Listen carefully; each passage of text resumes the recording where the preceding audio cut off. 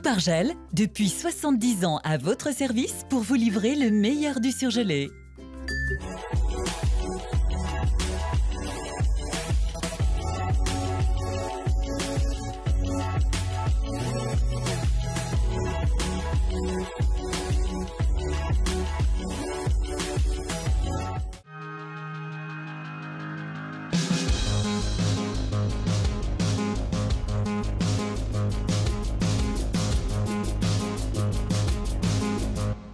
Le tribunal administratif examine la fermeture de l'école Lévi-Strauss à Lyon, à laquelle s'opposent des élus et des parents.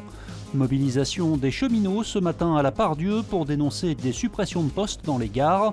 Enfin, une exposition photo à la Fondation Bulukian, place Bellecour. L'école maternelle Lévi-Strauss devra-t-elle vraiment fermer à la rentrée? Le tribunal administratif de Lyon va devoir trancher la question. Il a été saisi en référé ce matin pour suspendre la fermeture de cet établissement situé dans le 1er arrondissement. Une fermeture décidée par la ville de Lyon qui avance surtout l'argument sécuritaire. La situation de l'école Lévi-Strauss est une situation atypique dans le sens où il n'y a pas de cours de récréation à demeure. Les projets d'une cour de récréation sur les quais de Saône, compte tenu des travaux, ne répondent pas aux conditions de sécurité de protection anti-attentats terroristes. Concernant la sécurité des élèves, les parents, eux, ne l'entendent pas de cette oreille. On a démontré que les trajets que faisaient nos enfants pour accéder à la cour étaient sécurisés. On a fourni des vidéos, des témoignages. Donc je pense que notre défense est excellente de ce point de vue-là. Mes filles, elles y étaient pendant plus de 2 ans et demi. Elles ont fait tous les jours pendant leur scolarité ce trajet-là.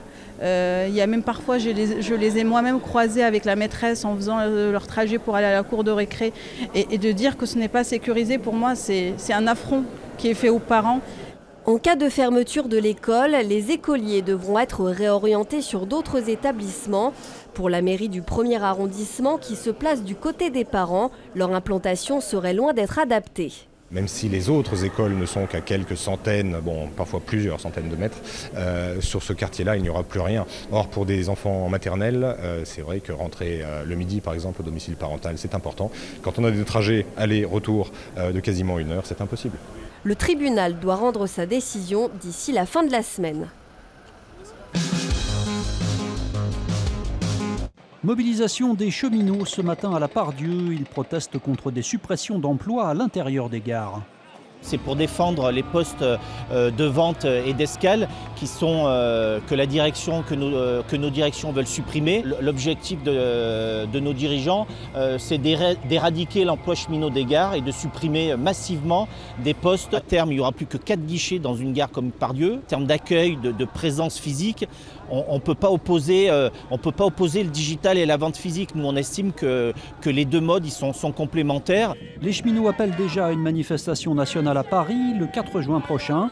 En attendant, certains d'entre eux se joindront demain à la mobilisation du 1er mai. À Lyon, le cortège partira à 10h30 de Jean Massé. A noter que la préfecture a interdit demain la presqu'île aux manifestants, comme ce fut le cas ces derniers samedis pour les Gilets jaunes.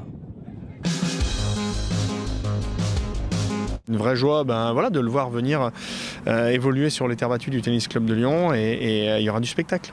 Du spectacle, avec Benoît Paire, il y en aura incontestablement. Le joueur français classé 44e à l'ATP fait partie des têtes d'affiche du prochain Open Soprasteria qui se déroulera du 10 au 16 juin prochain. Le programme a été dévoilé hier soir. Avec toujours cette même identité, révélateur de jeunes talents. Donc je suis en contact avec pas mal de jeunes joueurs, mais pas que. Il y aura aussi Benoît Paire qui viendra et puis Pablo Andorra qui est un joueur qui a été 30e mondial et qui est aujourd'hui aux alentours de la 80e place mondiale.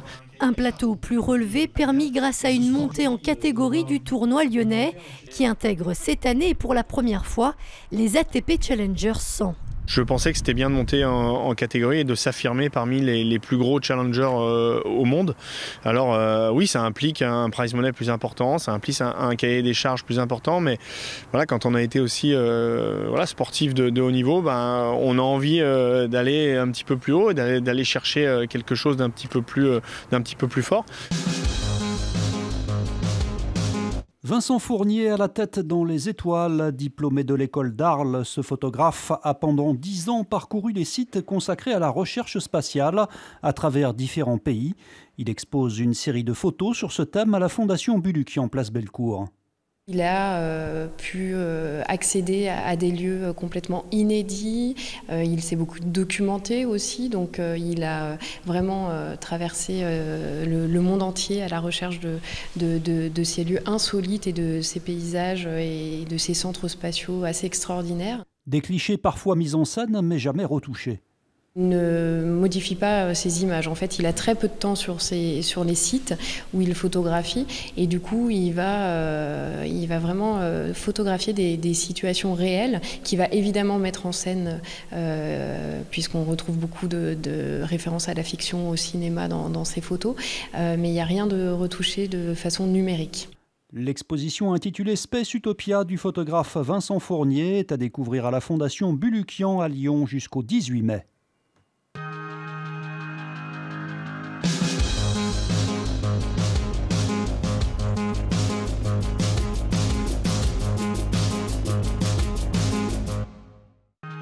L'info continue sur TLM.tv, les réseaux sociaux et le fil info. La météo.